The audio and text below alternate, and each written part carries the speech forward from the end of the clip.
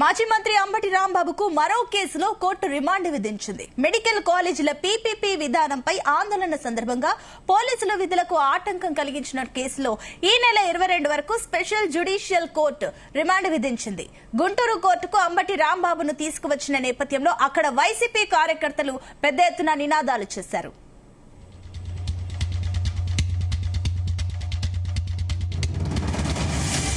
మరోవైపు సీఎం చంద్రబాబుపై అనుచిత వ్యాఖ్యలు చేసిన కేసులో స్పెషల్ మొబైల్ కోర్టు బెయిల్ మంజూరు చేసింది.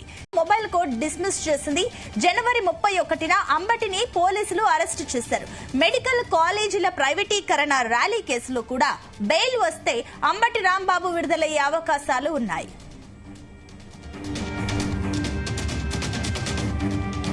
ఇదే అంశానికి సంబంధించి మరిన్ని డీటెయిల్స్ మా కరెస్పాండెంట్ నాగేశ్వరరావు అందిస్తారు.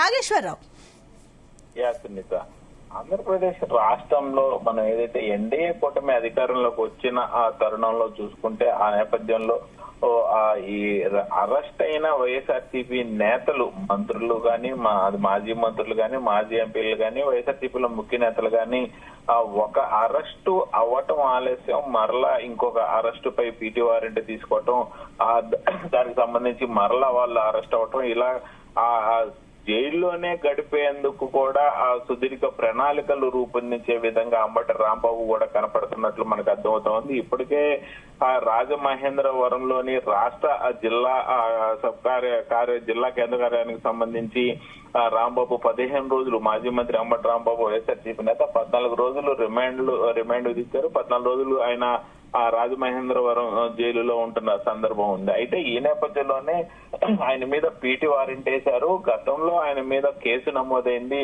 ఏదైతే 2025 నవంబర్ నెలలో రాష్ట్ర వ్యాప్తంగా కూడా వైఎస్ఆర్సీపీ పార్టీ తరఫున రాష్ట్ర వ్యాప్తంగా కూడా ఆ వైద్య కళాశాలలు పీపీపీ పద్ధతిలో ఇచ్చే విధానాన్ని వ్యతిరేకిస్తూ కూడా పెద్ద ఎత్తున రాష్ట్ర వ్యాప్తంగా ఆందోళన చేపట్టారు, ర్యాలీలు చేపట్టారు. ఈ నేపథ్యంలోనే అంబటి రాంబాబు గుంటూరు జిల్లా వైఎస్ఆర్సీపీ పార్టీకి అధ్యక్షుడిగా వ్యవహరిస్తున్నారు. ఆయన ఆధ్వర్యంలో గుంటూరు పట్టణంలో పెద్ద ఎత్తున ర్యాలీ నిర్వహించారు.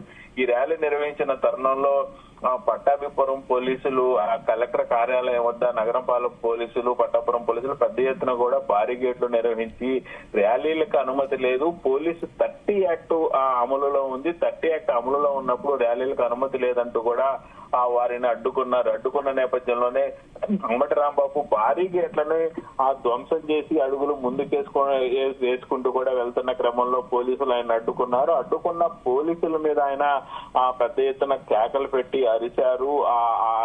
ఆ తరుణంలో పట్టాభిపురం సిఐ గంగా శ్రీనివాసరావు అలాగే అంబటి రాంబాబు ఇద్దరి మధ్య కూడా పెద్ద ఎత్తున వాగ్వివాదం చోటు చేసుకున్న నేపథ్యంలోనే ఆ రాష్ట్ర వ్యాప్తంగా కూడా ఆ వీడియో సంచలనంగా మారిన పరిస్థితి ఉంది. అయితే ఆ తరుణంలో అప్పుడు కేసు నమోదు చేశారు. ఆ కేసుని ఇప్పుడు బయటకు తీసిన పరిస్థితి ఉంది. నేటి ఉదయం 5 గంటల సమయంలో అంబటి రాంబాబుని రాజమహేంద్రవరం కోర్టు నుంచి తీసుకొచ్చి గుంటూరు జిల్లా కోర్టులో హాజరుపరచగా కోర్టు అంబటి రాంబాబుకి మరొకసారి షాక్ ఇచ్చిందని చెప్పుకోవాలి. ఏదైతే అంబటి రాంబాబు అంశానికి సంబంధించి ఇప్పటికే 14 రోజులు రిమాండ్ లో ఉండగా పోలీసులు కస్టడీ పిటిషన్ వేసిన నేపథ్యంలో ఆ యొక్క అంబటి రాంబాబు బెయిల్ పిటిషన్ పై కోర్టులో విచారణ జరగనుంది. అనంతరం రాజమహేంద్రవరం జైలు కూడా తరలించే పరిస్థితి కనపడుతుంది. అయితే ముఖ్యంగా ఏదైతే వైద్య కళాశాలను పీపీపీ విధానం తప్పుపడుతూ జరిగిన గొడవకు సంబంధించి అయితే ఆయనపై పెద్ద ఎత్తున కూడా అప్పుడు అరెస్టు చేస్తారు అంటూ కూడా ఊహాగానాలు వచ్చిన నేపథ్యంలో అప్పుడు అరెస్టు చేయకపోవడంతో నేడు అంబటి రాంబాబు ఈ యొక్క కేసు చంద్రబాబు నాయుడు దూషించిన కేసులో 14 రోజులు రిమాండ్ లో ఉన్నారు. ఈ రిమాండ్ లో ఉన్న నేపథ్యంలోనే ఈ కేసు మరలా పాత కేసు తీసి అంబటి రాంబాబు మీద పీటీ వారెంట్ మీద కోర్టుకు తీసుకొచ్చిన పరిస్థితి ఉంది. అయితే ఈ కేసులో ప్రభుత్వ ఉద్యోగులను విధులకు ఆటంకాలు కలిగించారంటూ కూడా ఆయన్ని ఈ నెల 22 వరకు కూడా రిమాండ్ విధిస్తూ స్పెషల్ జ్యుడిషియల్ కోర్టు తీర్పునిచ్చింది. అలాగే సీఎంపై వ్యాఖ్యలపై కేసులో ఆయన అరెస్ట్ అయ్యి రాజమహేంద్రవరం కేసులో రాజమహేంద్రవరం సబ్ జైలులో ఉన్న నేపథ్యంలో ఆయన్ని అక్కడి నుంచి మరలా గుంటూరు కన్నా తరలించనున్నారు. ఈ నెల 22 వరకు కూడా అంబటి రాంబాబు బయటకు వచ్చే పరిస్థితి కనపడట్లేదు. అయితే ఆయన మరలా రేపు ఉదయం బెయిల్ పిటిషన్ కి అప్లై చేసుకుని ఉన్నారు.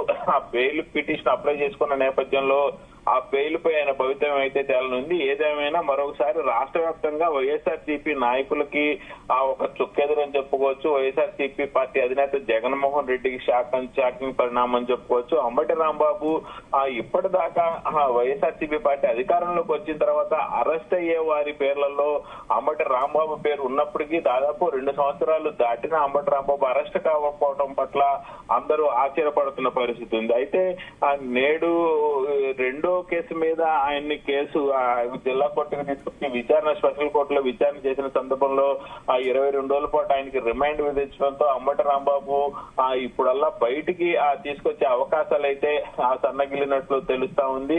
అయితే ఏదైనా బెయిల్ పిటిషన్ వేసుకుంటే దాని మీద మాత్రం ఆయన ఆశ ఆధారపడి ఉన్న పరిస్థితి అయితే ఉంది సునీత.